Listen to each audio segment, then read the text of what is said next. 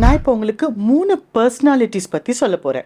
அதில் நீங்கள் எந்த பர்சனாலிட்டியை உங்களுடைய தலைவராக தேர்ந்தெடுப்பீங்கன்னு சொல்லணும். ஓகே, முதல்ல பர்சனாலிட்டி ஏ. ஓகே, ஸோ இந்த பர்சனாலிட்டிக்கு வந்து கொஞ்சம் குடிப்பழக்கம் இருக்குது, கொஞ்சம் வேண்டாத சகவாச தோஷமெல்லாம் இருக்குன்னு சொல்கிறாங்க. அப்புறம் ஜோசியத்தை கொஞ்சம் அளவுக்கு அதிகமாக நம்புறவர், ஜோசியம் பார்த்து அதுக்கேற்ற மாதிரி தான் நிறைய விஷயங்கள் பண்ணுவாங்க அப்படின்னு சொல்கிறாங்க. அது மட்டும் இல்லாமல் 2-3 கேர்ள் ஃப்ரெண்ட்ஸ் இருந்ததாக கூட சொல்கிறாங்க.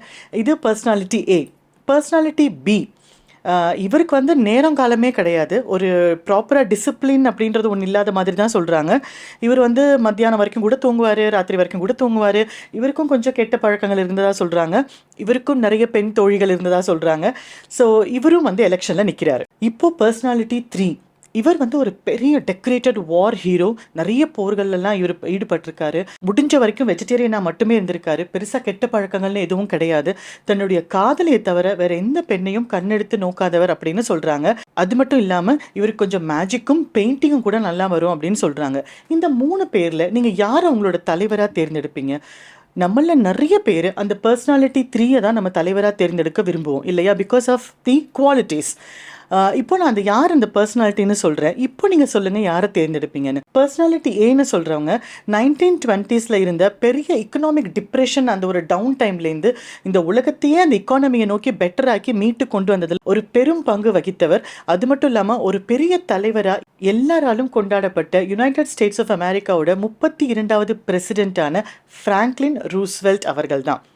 ரெண்டாவது, இவருடைய ஹியூமர் சென்ஸுக்கு ஒரு அளவே இல்லைன்னு சொல்லலாம். இங்கிலீஷ் லாங்குவேஜில் அவ்வளோ அமேசிங்காக ஸ்பீச் எல்லாம் கொடுக்குறவர். தன்னுடைய கவர்மெண்ட்டை தன்னுடைய பொலிட்டிக்கல் லைஃப்னால வேறு ஒரு லெவலுக்கு கொண்டு போனவர்னு சொல்லலாம்.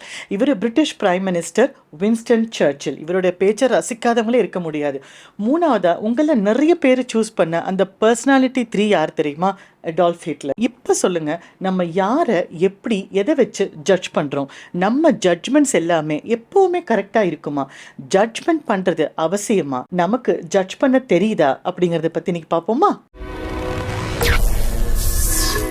நம்மள நிறைய பேர் சொல்லுவாங்கல்ல, ஒருத்தரை பார்த்தாலே போதும் அவங்க எந்த மாதிரி ஆளு நான் கரெக்டாக ஜட்ஜ் பண்ணிடுவேன், என்னோட ஜட்ஜ்மெண்ட் மிஸ்ஸே ஆகாதுன்னு சொல்லுவாங்க தெரியுமா? ஆனால் நீங்கள் கூர்ந்து கவனிச்சிங்கன்னா அவங்க சொன்னதில் நிறைய தவறு இருக்கும். அவங்க ஜட்ஜ் பண்ணதில் இல்லை நம்ம ஜட்ஜ் பண்ணதுலேயே கூட நிறைய தவறுகள் இருக்கும். சில பேர் ரொம்ப நல்லவங்க, நமக்கு பர்ஃபெக்டாக மேட்ச் ஆவாங்க நினச்சி நம்ம பழகிறோம், நம்ம நிறைய ஹெல்ப் பண்ணுறோம். ஆனால் கடைசியில் அவங்களே நமக்கு பேக் ஸ்டெப் பண்ணிட்டு போகிறதையும் நம்ம பார்த்துட்டு தான் இருக்கோம். நம்ம எல்லாருக்குமே ஜட்ஜ் பண்ணுறதுல ஏதோ ஒரு பெரிய சங்கடம் இருக்குது, இல்லை எங்கேயும் நம்ம ஒரு சின்ன தவறு பண்ணுறோம். அப்போ நமக்கு ஜட்ஜ் பண்ண தெரியுதா அப்படிங்கிறத பற்றி தான் இன்னைக்கு நம்ம பேச போகிறோம். முதல்ல நமக்கு ஜட்ஜ்மெண்ட் அப்படிங்கிற ஒரு விஷயம் அவசியமா அப்படின்னு கேட்டிங்கன்னா, நம்மள இருக்கிற கான்ஃப்ளிக்ட் வந்து ஜட்ஜ்மெண்ட்டுக்கும் இன்னொரு முக்கியமான வார்த்தைக்கும் உள்ள வித்தியாசம் தெரியாதது தான். ஒரு நபரோட நம்ம பேசும்போதோ இல்லை ஒரு சூழ்நிலையில் நம்ம இருக்கும்போதோ நம்ம கரெக்டாக ஜட்ஜ் பண்ணணும் அப்படிங்கிற அந்த ஜட்ஜ்மெண்ட் அப்படிங்கிற வார்த்தையை விட நம்ம கரெக்டாக அண்டர்ஸ்டாண்ட் பண்ணணும் அப்படிங்கிற வார்த்தை தான் இன்னும் ஆப்டாக இருக்கும்.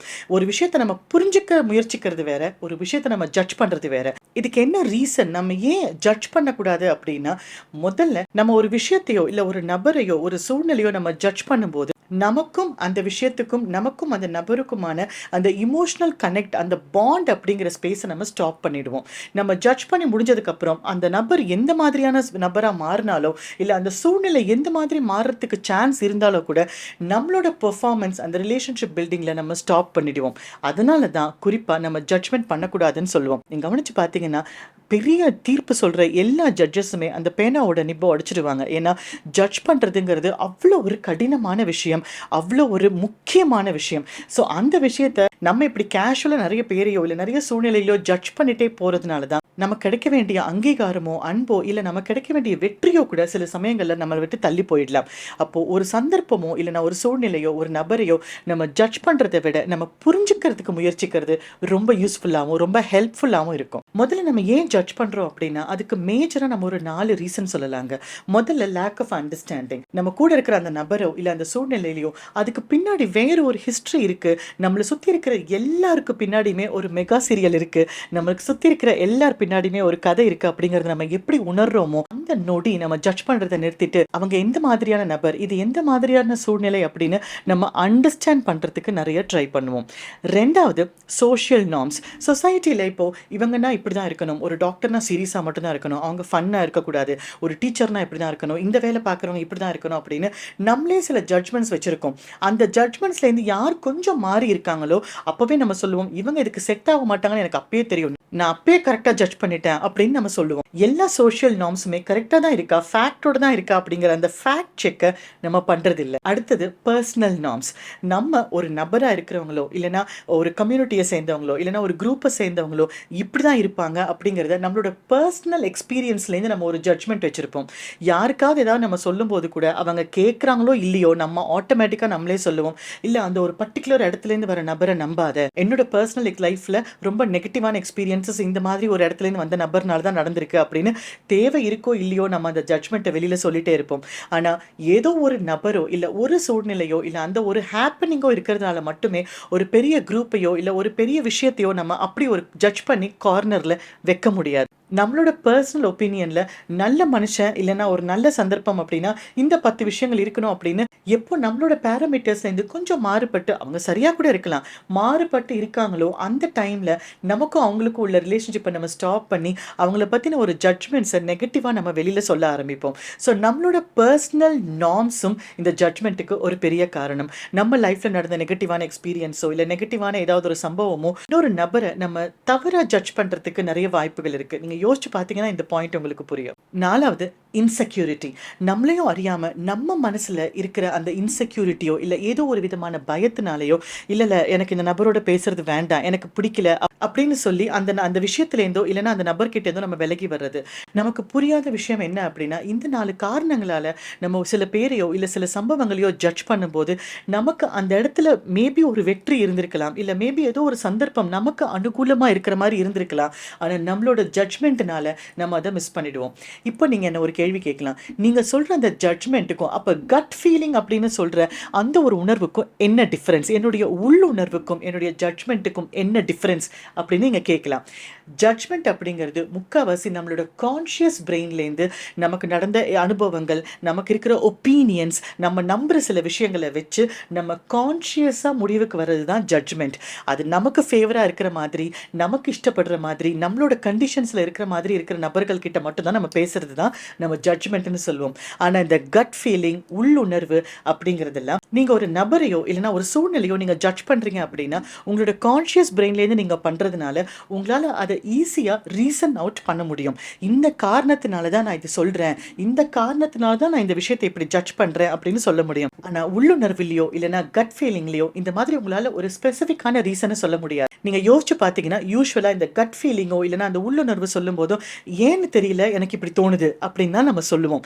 இந்த காரணத்தினால நம்மளால ஸ்பெசிஃபிக்காக சொல்ல முடியாது. ஏன்னா நம்ம அன்கான்ஷியஸ் மைண்டில் நம்ம நிறைய திங்க் பண்ணதுனாலையோ இல்லைனா நம்மளுடைய உள்ளுணர்வு, நம்மளோட கட் ஃபீலிங் நமக்கு கைட் பண்ணுறதுனாலையோ நம்ம அந்த மாதிரி உணரலாம். அதுக்கு ப்ராப்பராக அவங்களால ஒரு பாயிண்ட் அவுட் பண்ணி சொல்ல முடியாது. இந்த கட் ஃபீலிங், உள்ளுணர்வு அப்படிங்கிறது ஒரு அன்கான்ஷியஸ் அண்டர்ஸ்டாண்டிங், ஒரு அன்கான்ஷியஸ் ஃபீலிங்காக தான் அது இருக்கும். அதே மாதிரி ஜட்ஜ்மெண்ட் அப்படிங்கிறது நீங்கள் ஒருத்தரை பார்த்ததுக்கப்புறம் ஒரு நிமிஷமோ இல்லைனா ஒரு 4-5 நிமிஷம் கழிச்சோ அவங்களோட விஷயங்கள் உங்களுக்கு கொஞ்சமாக நீங்கள் அக்செப்ட் பண்ண தொடங்கும் போதோ இல்லைனா அக்செப்ட் பண்ண முடியாதப்பையோ நீங்கள் பண்ணுறது தான் ஜட்ஜ்மெண்ட். ஆனால் கட் ஃபீலிங் அப்படிங்கிறது இன்ஸ்டண்ட்டாக ஒரு விஷயத்தை பார்க்கும்போது டக்குன்னு உங்களுக்கு வர்ற அந்த உணர்வு தான் நம்ம கட் ஃபீலிங் அப்படின்னு சொல்லுவோம். ஸோ இது ரெண்டுக்கும் உள்ள வித்தியாசம் நீங்கள் புரிஞ்சுக்கும் போது கண்டிப்பாக ஒரு நபரையோ இல்லை ஒரு சூழ்நிலையோ நீங்கள் தவறாக ஜட்ஜ் பண்ணவே மாட்டீங்க. நம்ம எல்லாருமே நேச்சுரலாக ஒரு விஷயத்தை பார்க்கும்போதோ இல்லை ஒருத்தரை பார்க்கும்போதோ ஜட்ஜ் பண்ணுறது அப்படிங்கிறதுக்கு நம்ம டியூன் ஆகிட்டோம். அப்போ இதை நம்ம அன்லேர்ன் பண்ணி திரும்பவும் நம்ம ஜட்ஜ் பண்ணாமல் இருக்கணும் அப்படின்னா அதுக்கு என்ன பண்ணணும் அப்படின்னா இந்த 5 வழிகளை ஃபாலோ பண்ணி பாருங்கள். முதல்ல ஒரு விஷயத்தை நீங்கள் ஜட்ஜ் பண்ணுறதுக்கு முன்னாடி ஆக்சுவலாக இந்த விஷயத்தை பற்றி எனக்கு எவ்வளோ நாலேஜ் இருக்குது, இந்த நபரை பற்றி எனக்கு எவ்வளோ தெரியும் அப்படிங்கிற அந்த கேள்வியை நீங்கள் உங்களுக்கு கேட்கும்போதே ஜட்ஜ்மெண்ட் அப்படிங்கிறது பின் ஸ்டெப்புக்கு போயிடும். 2வது ஆக்டிவ் லிசனிங் அப்படின்னு சொல்லுவோம். நம்மள நிறைய பேர் நிறைய விஷயங்களை கேட்குறோம், ஆனால் மனப்பூர்வமாக நம்மளுடைய கான்சன்ட்ரேஷன் அதில் கொடுத்து கேட்குறோம் அப்படின்னு யோசிச்சு பார்த்தா இல்லைன்னு தான் சொல்லணும். அப்போ ஆக்டிவ் லிசனிங்னா என்ன? நம்ம ஜட்ஜ் பண்ணாமல் ஒருத்தர் கேட்குறதுனா, ஒருத்தர் சொல்கிற விஷயத்தையோ இல்லை ஒரு சூழ்நிலையோ நம்ம பார்க்குறதோ கேட்குறதோ அணுகிறதோ என்ன அப்படின்னா, நம்ம அந்த விஷயத்தை பற்றி ஒரு முடிவு எடுக்காமல், அந்த விஷயத்தை பற்றி தீர்மானமான கட்டாயமான ஜட்ஜ்மெண்ட்ஸ் மாதிரியான முடிவு எதுவும் எடுக்காமல் க்யூரியாசிட்டியோட அவங்க கூட பேசுகிறதோ இல்லை அந்த சூழ்நிலையை அணுகிறதோ ஒரு பெரிய ஹெல்ப்பாக இருக்கும். இதுலேருந்து நான் என்ன கற்றுக்க போகிறேன், இவங்க ஆக்சுவலாக என்ன சொல்ல வராங்க, இவங்களோட இன்டென்ஷன் என்னவா இருக்கும் அப்படிங்கிற அந்த கியூரியஸ் மைண்ட் செட்டோடையும் ஒரு ஓப்பன் மைண்ட் செட்டோடையும் இருக்கும்போது கண்டிப்பாக நம்மளால் அவங்கள அண்டர்ஸ்டாண்ட் பண்ண முடியும். அவங்களுடைய சூழ்நிலையை புரிஞ்சுக்கிறதுக்கு நம்மளால் முயற்சிக்க முடியும், ஜட்ஜ்மெண்ட் இல்லாமல். மூணாவது, ஃபோக்கஸ் ஆன் பில்டிங் ரிலேஷன்ஷிப்ஸ். நம்ம ஒருத்தரோட பேசும்போதோ இல்லை ஒரு சுச்சுவேஷனில் இருக்கும்போதோ டக்குன்னு ஒரு ஜட்ஜ்மெண்ட்டுக்கு வராமல் நம்ம அந்த இடத்துல நம்மளோட தாட்ஸுக்கு கொஞ்சம் பாஸ் பண்ணி அவங்க என்ன சொல்ல வராங்க, அவங்களுடைய நோக்கம் என்ன, அவங்களோட இன்டென்ஷனை நம்ம புரிஞ்சுக்க ட்ரை பண்ணும்போது கண்டிப்பாக நம்மளால் அந்த ரிலேஷன்ஷிப்பை இன்னும் பெட்டர் ஆக்க முடியுமே தவிர ஜட்ஜ்மெண்ட் மைண்ட் செட்டோட அந்த ரிலேஷன்ஷிப்பை நம்ம பிரேக் பண்ணாமல் இன்னும் கேப்பை பெருசு பண்ணாமல் நம்ம ஹெல்த்தியாக அந்த ரிலேஷன்ஷிப்பில் இருக்க முடியும். நாலாவது, செல்ஃப் ரிஃப்ளெக்ஷன். நம்ம ஒருத்தவங்களை பற்றி ஜட்ஜ் பண்ணும்போது ஒரே ஒரு வினாடி வேற யாராவது நம்மளை எப்படி ஜட்ஜ் பண்ணால் நம்ம எப்படி ஃபீல் பண்ணுவோம் அப்படின்னு நமக்கே நம்ம செக் பண்ணி பார்க்கறது ரொம்ப வேலிடாக இருக்கும். அதே சமயம் நம்ம ஒரு நபர் மேலே நம்ம வைக்கிற எக்ஸ்பெக்டேஷன்ஸ் எப்படி இருக்குது, அந்த எக்ஸ்பெக்டேஷன்ஸ் எல்லாமே கரெக்டானதா நியாயமானதா அப்படிங்கிறத நம்ம செக் பண்ணி பார்த்துக்கிறதும் இந்த செல்ஃப் ரிஃப்ளெக்ஷன் செக்கும் நமக்கு ரொம்ப ஹெல்ப்ஃபுல்லாக இருக்கும். அதனால நம்ம நிறைய ரிலேஷன்ஷிப்பில் இன்னும் பெட்டர் ஆகிறதையும் இன்னும் ஹெல்த்தி ஆகிறதையும் உங்களால் விசிபிளாக பார்க்க முடியும். அஞ்சாவது, டைவர்ஸ் பெர்ஸ்பெக்டிவ்ஸ் அப்படின்னு சொல்லுவோம். இந்த உலகத்தில் நிறைய விஷயங்கள் நடக்குது, நிறைய சேஞ்சஸ் இருக்குது. ஒருத்தரோட கல்ச்சருக்கும் இன்னொருத்தரோட கல்ச்சருக்கும் நிறைய மாறுபாடு இருக்குது. நம்மளோட புரிஞ்சுக்கிற தன்மை, நம்ம அதை வெளிப்படுத்துகிற தன்மை எல்லாமே பயங்கர டிஃப்ரெண்ட் ஒருத்தருக்கு ஒருத்தர் அப்படிங்கிறத நம்ம எப்போ புரிஞ்சுக்க முடியும் அப்படின்னா நம்மளுடைய அறிவை வளர்த்துக்கும் போதும் நம்மளோட மைண்ட் செட்டை இன்னும் கொஞ்சம் ப்ராட் ஆக்கும் போதும் நமக்கு புரியும் நிறைய விஷயங்கள் நமக்கு சரின்னு படுறது ஏன் பிறருக்கு சரியா படலை, இல்லை நிறைய பேர் அதை அக்செப்ட் பண்ணும்போது ஏன் என்னால் அதை அக்செப்ட் பண்ண முடியல அப்படின்னு நம்ம இந்த கல்ச்சரல் டிஃப்ரென்ஸ் ஆஃப் ஒப்பீனியன்ஸ், நமக்கு இந்த மாறுபட்ட கோணங்களையும் புரிஞ்சுக்கிற தன்மை ஏற்றுக்கிற தன்மை இருக்கும்போது கண்டிப்பாக நம்மளால் எல்லா விஷயத்தையுமே ஒரு ஆரோக்கியமான ஒரு கண் பார்வையோட பார்க்க முடியும். ஒரு சுச்சுவேஷனில் நீங்கள் இருக்கும்போது நம்ம ஜட்ஜ்மெண்ட் எல்லாம் இல்லாமல் ஒரு ஓப்பன் மைண்ட் செட்டோடையும் ஒரு கியூரியாசிட்டியோட இருக்கிறதுக்கு நம்ம கற்றுக்கணும் அப்படின்னா அதுக்கு ரொம்ப சுலபமான வழி என்ன தெரியுமா? எந்த ஒரு சுச்சுவேஷனாக இருந்தாலும் இது இப்படி தான் இருக்கணும், இப்படி இருக்கக்கூடாது, பிளாக் ஒயிட் அப்படிங்கிற சுச்சுவேஷன் இல்லாமல் நடுவில் ஒரு காமன் கிரவுண்டு கண்டுபிடிக்கிறது. ஓகே, எனக்கு இந்த விஷயம் பிடிச்சிருக்கு, அவங்களுக்கு ரொம்ப இஷ்டமான விஷயத்தில் எனக்கு பெருசாக ஈடுபாடு இல்லை, பட் இருந்தாலும் இந்த ரிலேஷன்ஷிப்போ இல்லைனா இந்த ஒரு சூழ்நிலையோ இன்னும் ஆரோக்கியமானதாக இருக்கணும் அப்படின்னா நம்ம ஒரு காமன் கிரவுண்டுக்கு வரலாம், ஒரு மிடில் ஏரியாவுக்கு வரலாம். சில விஷயங்களை நான் அக்செப்ட் பண்ணிக்கிறேன், சில விஷயங்களை நீங்கள் அக்செப்ட் பண்ணிக்கோங்க அப்படிங்கிற மாதிரி ஒரு அண்டர்ஸ்டாண்டிங் வரலாம் அப்படின்னு பிளாக் அண்ட் ஒயிட்டாக இல்லாமல் ஒரு காமன் கிரவுண்டை கண்டுபிடிக்கும் போது கண்டிப்பாக நம்மளால் ஒரு இடத்துல ஜட்ஜ்மெண்ட்டோட இல்லாமல் ஓப்பன் மைண்ட் செட்டோட இருக்க முடியும். நம்ம ஓப்பனாக இருக்க நமக்கு நிறைய அண்டர்ஸ்டாண்டிங் இருக்கும், நம்மளுடைய பார்வையும் இன்னும் ப்ராடாகிறத உங்களால் பார்க்க முடியும். இது இப்போ சொன்ன எல்லா விஷயங்களையும் விட இந்த 2 விஷயங்களுக்காகவாவது கண்டிப்பாக நீங்கள் ஜட்ஜ் பண்ணுறதை ஸ்டாப் பண்ணி தான் ஆகணும். அதை நீங்கள் அன்லேர்ன் பண்ணி ஜட்ஜ்மெண்ட் இல்லாமல் இன்னொருத்தவங்க கிட்ட பேச முடியுமாங்கிற அந்த ப்ராக்டிஸை நீங்கள் கொண்டு வந்து தான் ஆகணும். அந்த 2 காரணம் என்ன தெரியுமா? முதல்ல உங்களோட பீஸ் ஆஃப் மைண்ட்.